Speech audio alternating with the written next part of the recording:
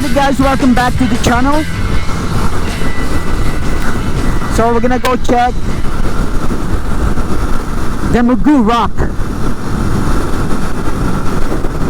So it's right by the beach. I've been wanting to go there for quite a while now. So today we're gonna do that. Woo! I got all wet. It's cold. It's sunny, but right now it's really cold. Okay, guys, so dito ang mga motor meron din limit.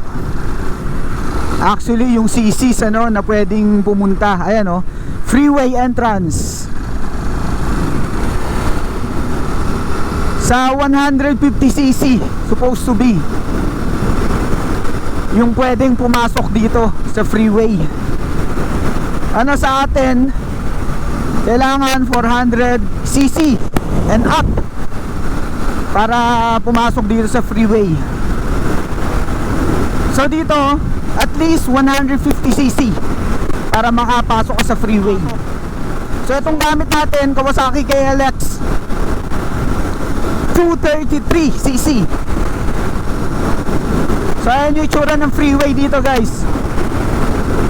Mahangin, grabe. So ayan, punta tayo ng Point Mugu, yung Mugu Rock na tinatawag nila dito. Yung umigay yata yung gilid ng dagat. So yung daan na yun hindi na nila nagagamit. So hanggang kinreate nila yung Mugu Rock na yun, kung saan pwede nilang daanan yung gitna. So yun guys, hindi ko makuha yung reason kung bakit hindi tayo pwede pumunta sa freeway diyan sa Pilipinas, at least yung mga nakamotor. Well, siguro for safety na rin, kasi yan nga, tingnan mo yung hangin diba?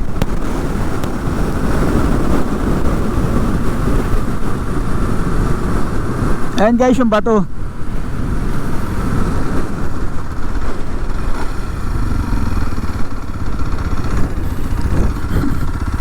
Pero dun tayo banda. Diba guys, saan ka pa? Ganda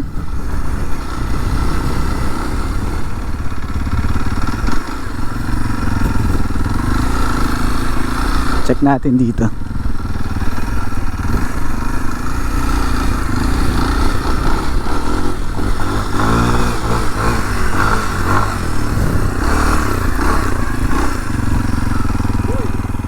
Sarap pa.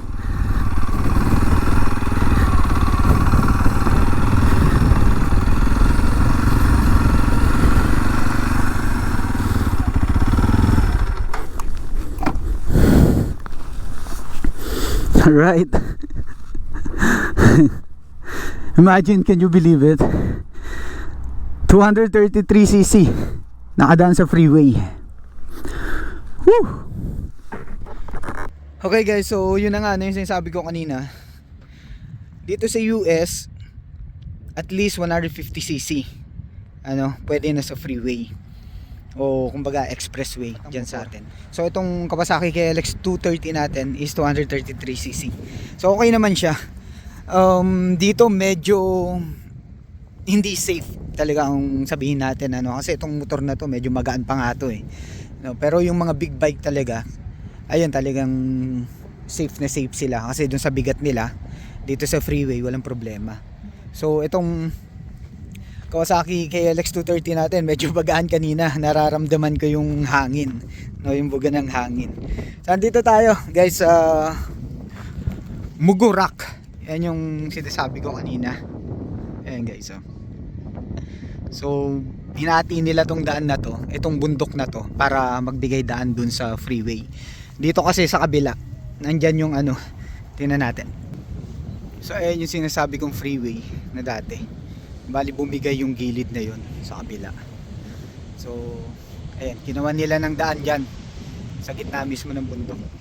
Kinailanganan nilang hatiin yung bundok para magbigay daan sa freeway nila. Okay guys, so yun. Bali, pinasyal ko lang kayo dito sa Point Mugu. O sa Mugurak, para at least magkaroon kayo ng idea dun sa mga lugar na pinupuntahan ko. So marami pa tayong i-upload na gaya nito. For the meantime, puro ano lang muna tayo, mga tawag dyan, local tourist spot yung pupuntahan natin. Hindi pa makapunta sa trail kasi gusto ko may kasama ako. Yung mga kasama ko puro 450. Grabe, mga malalakas, tsaka puro production bike. Yung mga pinupuntahan nila medyo talagang hard.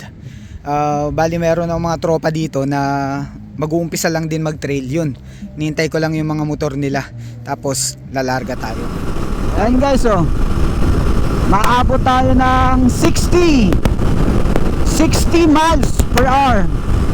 Hindi ko muna siya pinipiganan todo kasi bago pa lang to. Alright guys, so hanggang dito na lang tong video na to. Maraming salamat sa panonood. Hanggang sa muli, this is Joel saying ride hard, ride safe, peace out.